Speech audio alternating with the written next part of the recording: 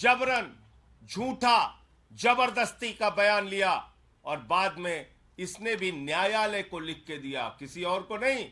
ध्यान दीजिएगा मेरी बात को, माननीय न्यायालय को लिख कर दिया कि न्यायाधीश महोदय, जज साहब, मुझसे ईडी वालों ने जबरन, झूठा, जबरदस्ती प्रताड़ित करके बयान लिया।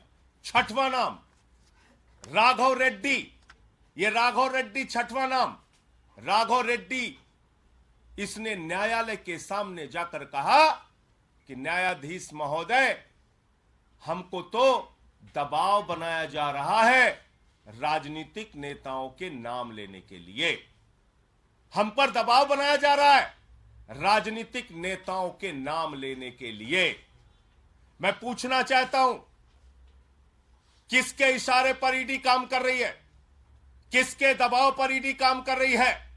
किसके डायरेक्शन पर ईडी काम कर रही है? क्योंकि एक बहुत चौंकाने वाली बात इनके हाई कोर्ट के पिटीशन में लिखी हुई है, चंदन रेड्डी के।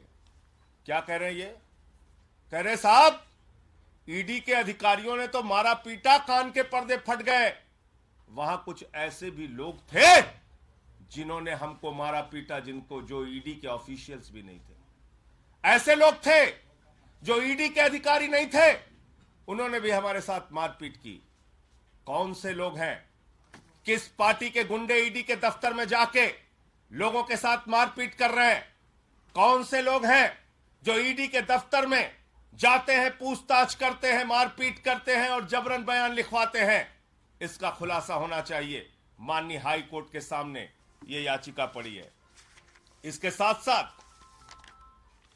मनीष सिसोदिया जी के पीएस रिंकू, आप जानते हैं कानून में नियम है, किसी को भी बुलाओ, नोटिस दो, पूछताछ करो, कैमरे में पूछताछ करो और सारी जानकारी ऑन पेपर रखो।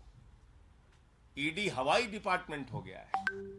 फोन करता है, बुलाता, आजा, बैठ इतने घंटे, जा घर जा, फिर आजा, बैठ सुबह से शाम तक, फिर घर जा। आप गुंडागर्दी करके, धमका के, डरा के, कान के पर्दे फाड़ के, तेरी बेटी कॉलेज कैसे जाएगी, इस तरह का बयान देके जांच कर रहे हो? इस तरह का बयान देके जांच कर रहे हो? मैं देश के प्रधानमंत्री से पूछना चाहता हूं, आपने बेटी बचाओ बेटी पढ़ाओ का नारा दिया है, बेटियों के नाम पर धमकी दी जाएगी तो कोई आदमी तो अपने प्राण भी दे सकता है, कागज पे दस्तखत करना तो बहुत दूर की बात है। लड़ना है तो सामने सामने लड़ो। कायरों की तरह बेटी का, पत्नी का, परिवार का सहारा लेके मत लड़ो, सामने सामने लड़ो। जो भी लड़ाई करनी है सामने सामने करो। और आपको याद होगा, देश की पार्लियामेंट में, देश की संसद में मैंने ये सारे विषय सिलसिलेवार करके एक एक मुद्दा उठाया था ईडी के संबंध में और कहा था कि पिछले 8 वर्षों में 3000 छापेमारी ईडी ने की है और मात्र 0.5% ईडी का कन्विक्शन रेट है। और यह कहने पर मुझे प्रिविलेज का नोटिस मिला। बहुत अच्छी बात है।